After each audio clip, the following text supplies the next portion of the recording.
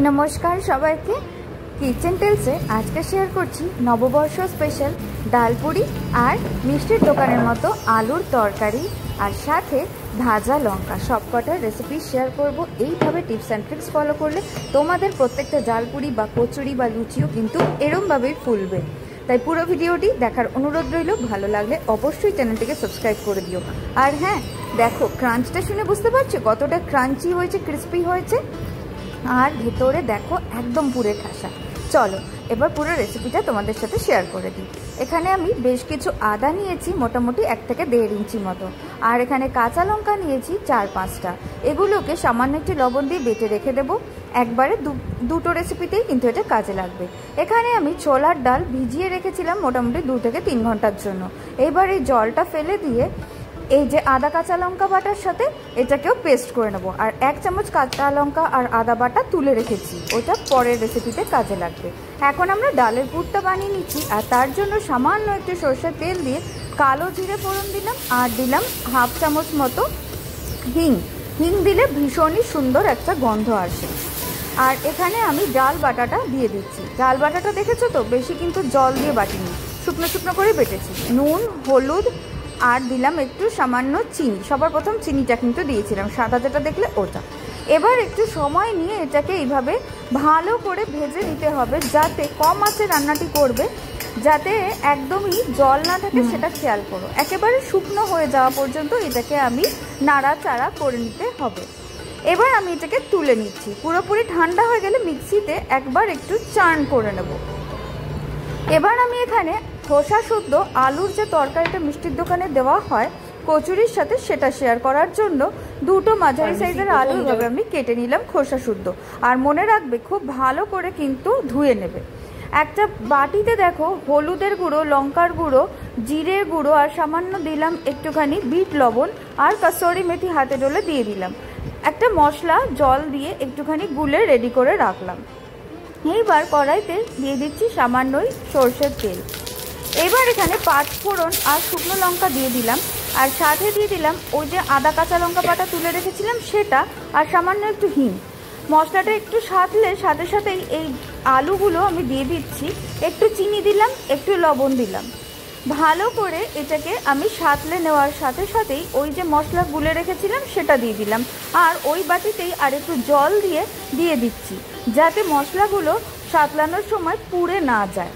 এবার দেখো মশলা থেকে প্রায় তেল ছেড়ে আসছে। 2-3 মিনিটেই কিন্তু হয়ে যাবে। যেহেতু দুটো রেসিপি তাই অনেকটা বড় হবে ভিডিও, তাই একটু তাড়াতাড়ি আমি বলছি, তোমরা একটু স্টেপগুলো ফলো করো।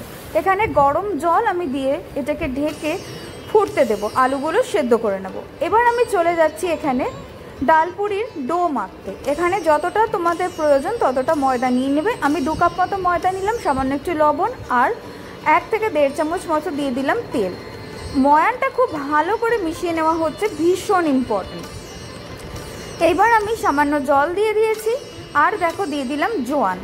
আমি এখানে জোয়ান দিলাম, তোমরা চাইলে কালো জিরেও দিতে পারো। ভালো করে এটাকে মেখে নিতে হবে। মাখাটা এরকম হবে যে খুব বেশি শক্তও হবে না, আবার খুব বেশি নরমও থাকবে না, তবে গিয়ে একদম ভালো করে এটা ফুলবে। ওপর থেকে সামান্য একটুখানি তেল ছড়িয়ে এটাকে আমি জাস্ট ভালো করে মাখিয়ে নিলাম, যাতে ওপরে কোনো শক্ত লেয়ার না পড়ে। ভিজে একটা কাপড় দিয়ে আমি এটাকে ঢেকে রেখে দিচ্ছি মোটামুটি ধরো 8 ঘন্টার জন্য। অপর দিকে দেখো আলুগুলো কিন্তু প্রায় সেদ্ধ হয়ে গেছে। একটা হাতার সাহায্যে কয়েকটা আলু এভাবে আমি ভেঙে ভেঙে দিচ্ছি, এতে গ্রেভিটা একটু গাঢ় হয়ে যায়। অনেকের মধ্যে চালের গুঁড়ো বা কর্নফ্লাওয়ার মেশান, কিন্তু ওতে টেস্ট ভালো আসে না। এইভাবে করলে ভীষণই ভালো হয়। আর স্বাদ অনুসারে একটু লবণ দিয়ে দিলাম, লবণটা আগে একটু কম হয়েছিল বলে। সেদ্ধ করে রাখা মটর দিয়ে আর একটু 5 থেকে 7 মিনিট মতো ফুটিয়ে নিলেই এই তরকারিটা পুরোপুরি রেডি। একদম অসাধারণ লাগে খেতে।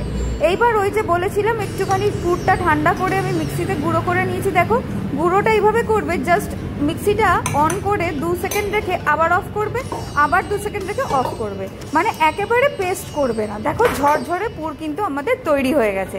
আর মনে রাখবে এই কাজটা কিন্তু একদম ঠান্ডা হওয়ার পরেই করবে, তাহলে ডালপুরিটা খুব সুন্দর হয় খেতে।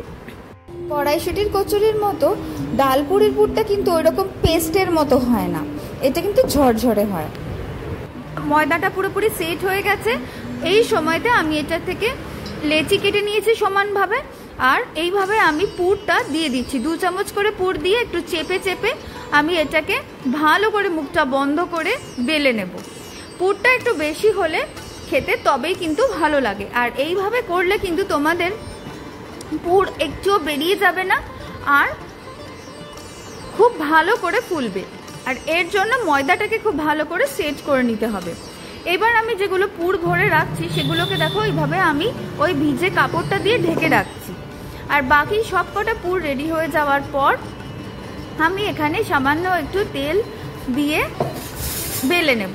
আর তেলটাকে তো গরম করতে দিয়েইছি, দেখতেই পেলে। এখানে আমি অবশ্যই সানফ্লাওয়ার অয়েল ইউজ করছি, তোমরা তোমাদের পছন্দ মতো সাদা তেল ইউজ করতে পারো। দেখো তেলটা কিন্তু গরম হয়ে গেছে। আমি এবার হাই ফ্লেমে এগুলোকে একের পর এক ভেজে নেব।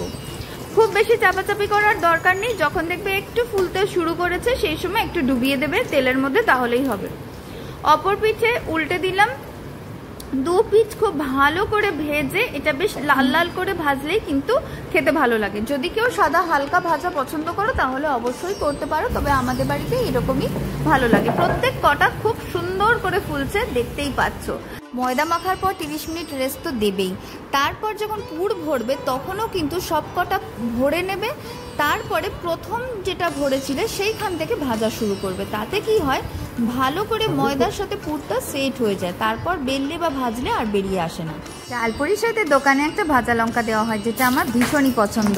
তার জন্য একটা বোটাওয়ালা লঙ্কা কাঁচি দিয়ে 2-3টে জায়গায় একটু চিড়ে দিয়েছি, যাতে লঙ্কাটা ওরমভাবে ফেটে না আসে। 10 সেকেন্ড এটাকে ভেজে নিতে হবে ওই লুচি ভাজা তেলের মধ্যে। তারপরে একটা চামচে এভাবে দেখো বিট লবণ নিয়ে লঙ্কার চারিদিকে একটু মাখিয়ে নিচ্ছি। ব্যাস, ডালপুরি গরম গরম আলুর তরকারি মটর দিয়ে, আর সাথে এই ভাজা লঙ্কা। আমি কথা দিচ্ছি নববর্ষের সকালটা জাস্ট জমে যাবে। অবশ্যই কিন্তু একবার বানিও। ক্রাঞ্চটা শুরুতেও শুনিয়েছিলাম কতটা ক্রিস্পি হয়েছে, আর ভেতরে পুরে একদম ঠাসা, দেখতেই পাচ্ছ। অবশ্যই বানিও, কমেন্টে জানিও কেমন লাগলো। নমস্কার।